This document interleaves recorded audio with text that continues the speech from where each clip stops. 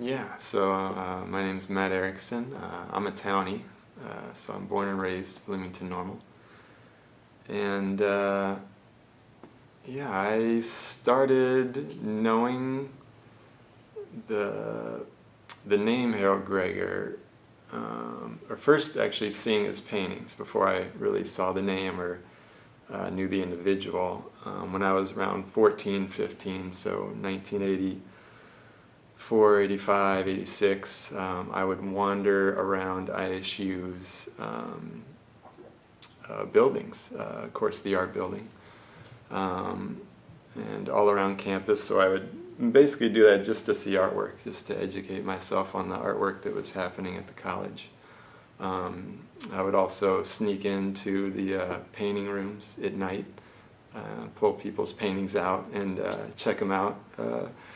Basically, yeah, investigating, seeing what everybody was doing, if it's inspiration-wise and whatnot. And then, after a couple of years, I started really like seeing names and whatnot. So Harold Gregor, Harold Boyd, and Ken Holder, of course. And then around probably more of my high school years, I would then see this guy out downtown, out in the sun, leaning his paintings against a car or a helper and photographing them in the sun. And being young and seeing he was an older artist, I didn't really, didn't make any conversation back then. But then as I started getting into my, let's see, probably early 20s, I'd see him out and, just kind of stop and chat, ask questions, not really talking or having too much of a conversation, but just kind of, I guess, being nosy as a young artist. Well, again, I guess starting then into my sort of mid-20s, I had my first real artist studio, out of the house, out of the basement, out of the bedroom, in a building with a bunch of ISU alumni, and also including Harold Boyd. So Harold Boyd was the first one of the three amigos that I got to like start talking to and, go into their studio, have some little chats and stuff, and just, admiring all those people in this building on Monroe Street, 115 East Monroe.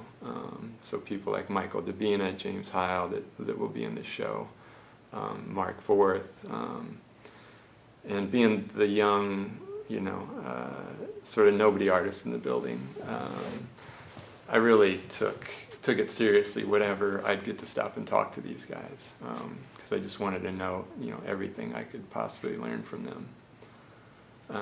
And then, really, after I didn't really get to do too much talking with Harold until I started in the early mid-2000s. I started putting on art shows for other people. And that's when I started getting kind of more known by the artists downtown. So I was putting their work in the show, and I was putting up work for a lot of the college students, so ISU and Wesleyan, and then eventually Heartland. And then, earning that trust of putting people like Davina's and Boyd's artwork in shows.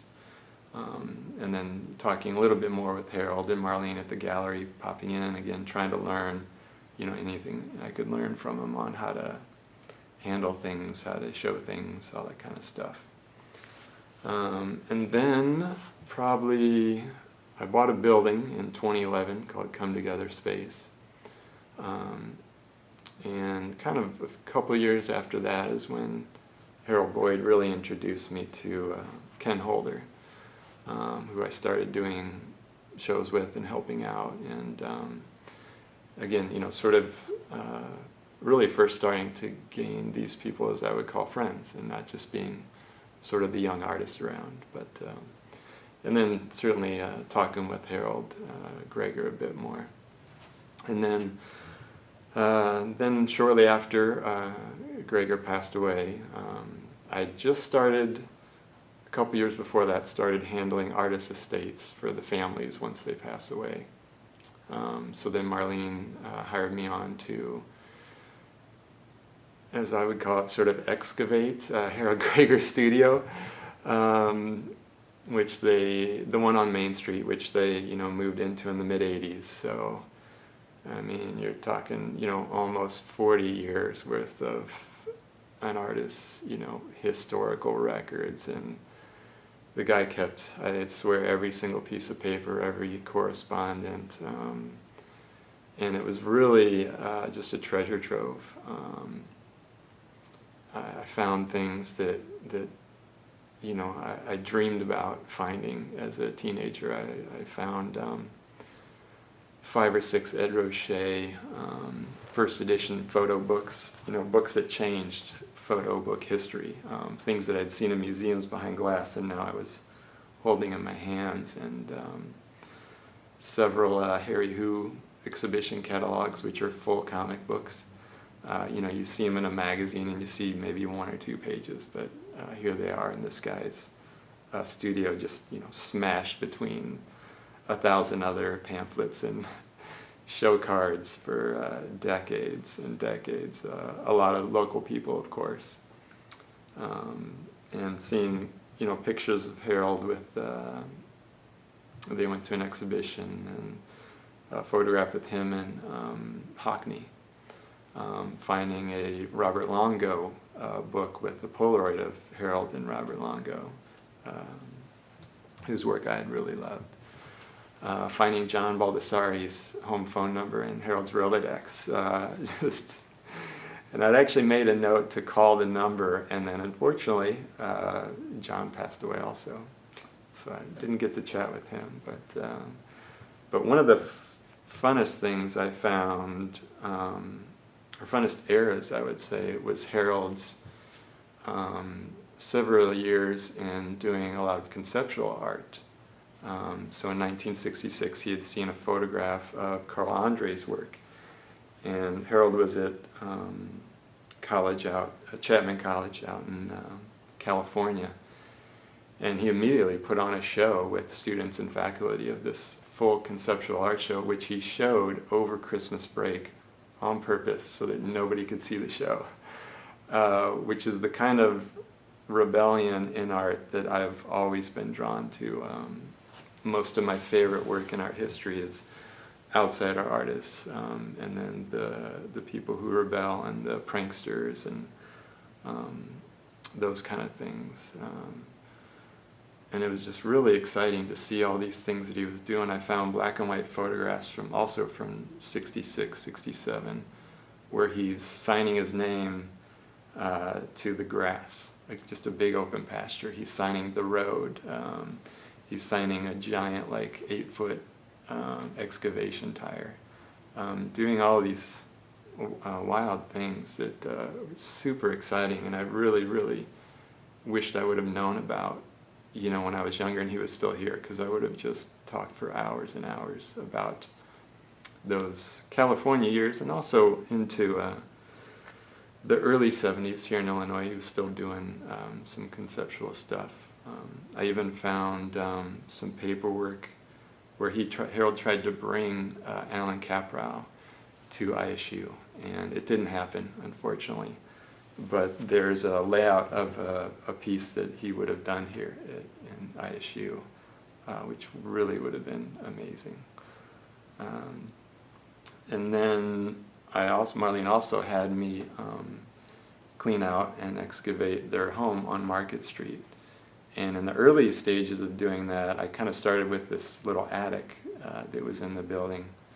And along with all the usual, life history stuff, was a medium-sized wooden box labeled drawings. And, asked Marlene about it. I had left it up there for a little bit. She had no clue what it was.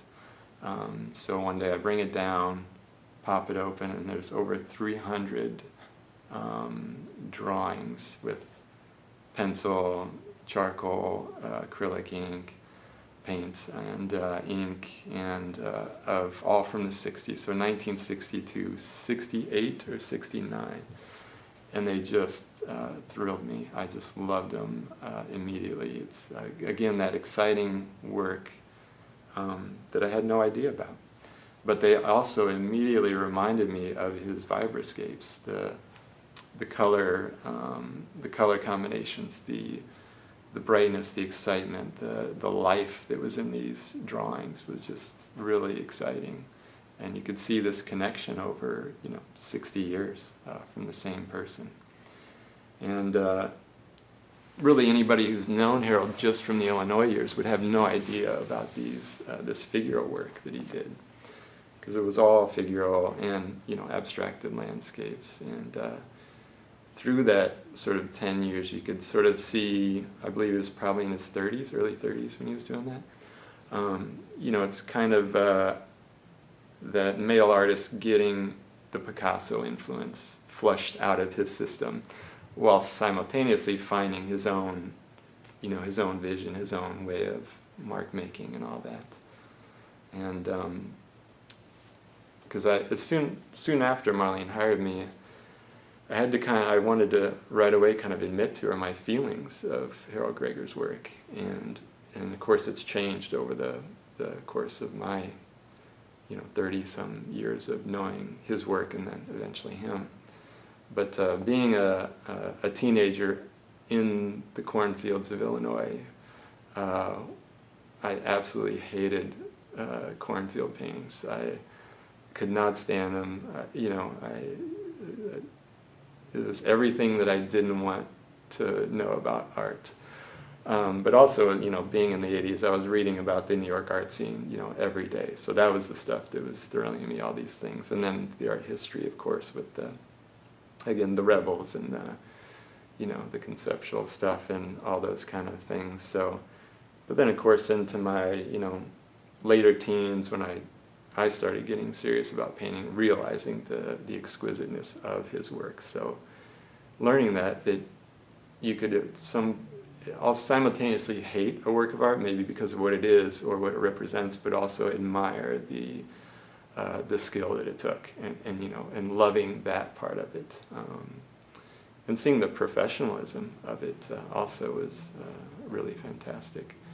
And then of course into my 20s and whatnot, really like picking out specific works that I would actually really like and would be drawn to. And then when I kind of the mid 2000s, seeing like the vibroscapes and that sort of work, really, I really enjoyed that, and kind of felt it seemed to me that he was having sort of more fun with the work.